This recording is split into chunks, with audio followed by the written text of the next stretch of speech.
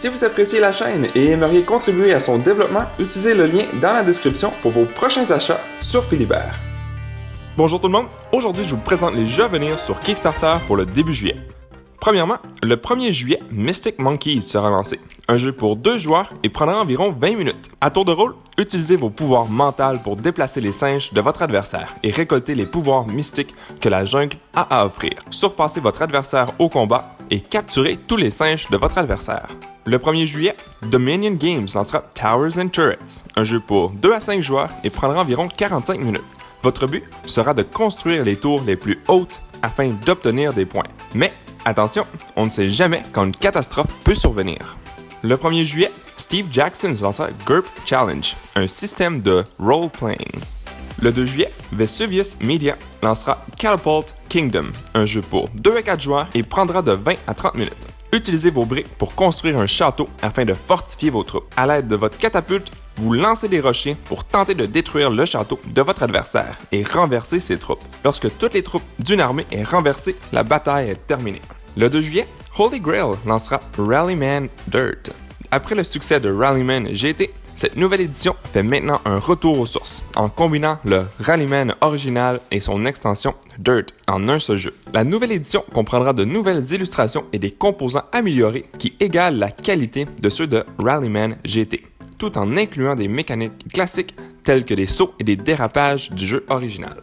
Le 4 juillet, Pebbleworks lancera Who Are the Legends, un jeu pour 2 à 4 joueurs et prendra de 25 à 45 minutes. Ce jeu de cartes se concentre sur la présentation des plus grands scientifiques, artistes, leaders et autres personnages historiques de notre histoire qui ont changé le monde. Il est conçu pour les enfants ou pour les grands afin que vous puissiez en apprendre davantage tout en s'amusant.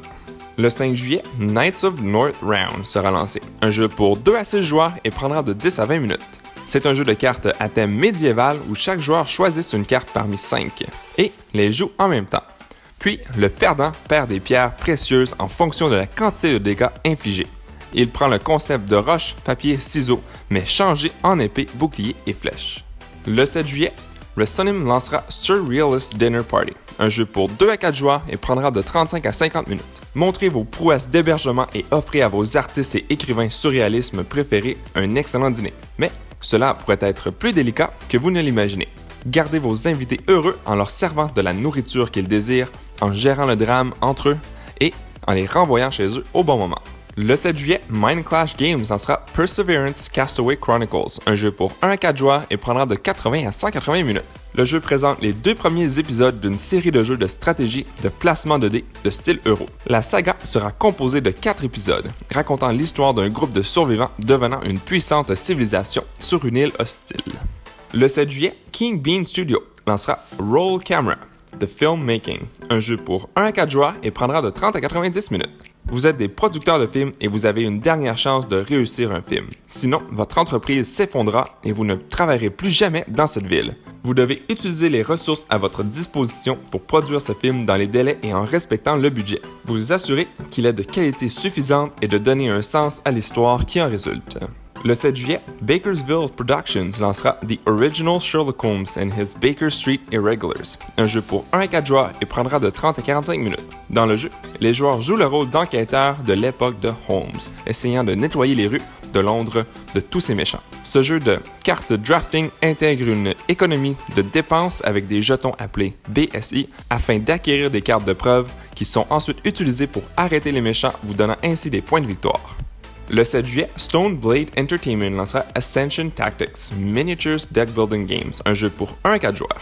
C'est un jeu combinant le meilleur des jeux de figurines avec la stratégie rapide des jeux de construction de deck. Le jeu donne vie aux personnages les plus emblématiques du jeu de construction de deck en tant que miniatures 3D très détaillées. Le 7 juillet, Daily Magic Games lancera Shadow Kingdoms of Valeria, un jeu pour 1 à 5 joueurs et prendra de 30 à 75 minutes.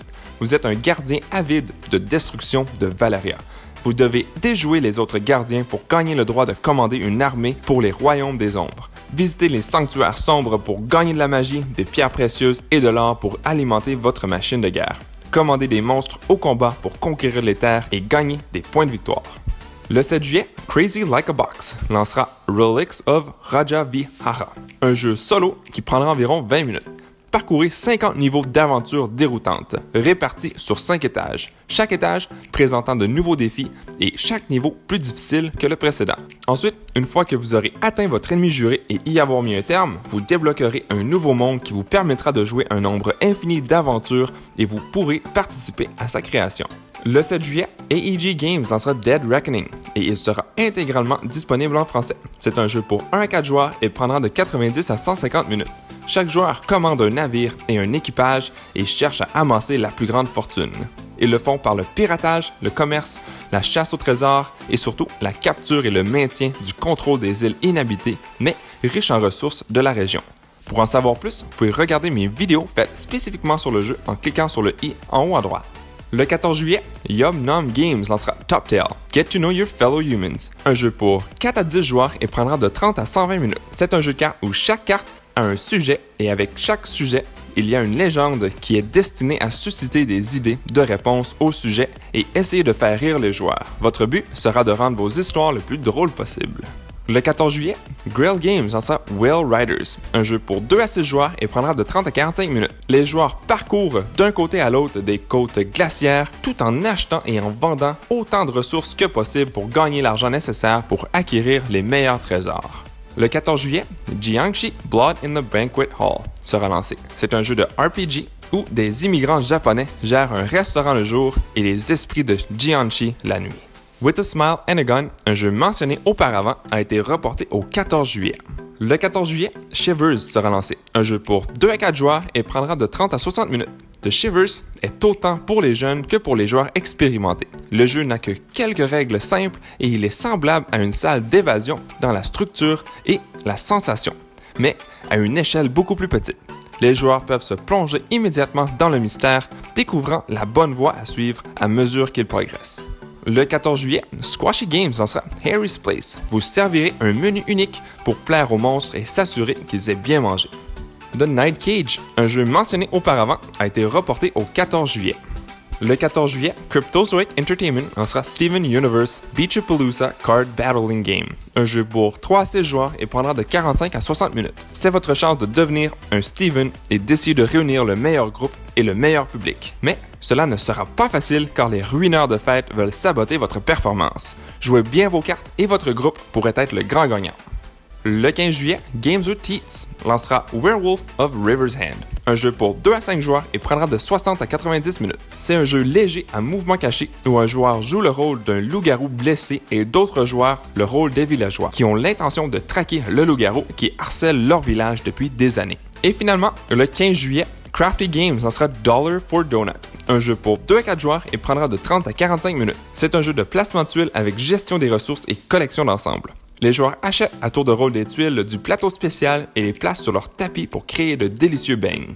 Faire correspondre des moitiés identiques crée des beignes parfaits qui valent des points de victoire et peuvent être servis aux clients pour un score encore plus élevé. Mais les beignes dépareillés peuvent être vendus contre de l'argent à dépenser sur d'autres tuiles. Et voilà, c'est toute l'information que j'ai sur les prochains jeux à venir sur Kickstarter. S'il y a des jeux qui vous intéressent, n'hésitez pas à nous laisser savoir dans les commentaires ci-dessous. Merci à toutes les personnes qui ont regardé jusqu'au bout cette vidéo. Si cela vous a plu, n'hésitez pas à mettre un j'aime ou un commentaire sous la vidéo et de vous abonner pour ne rien manquer à l'avenir, car cela fait toujours plaisir pour le travail réalisé.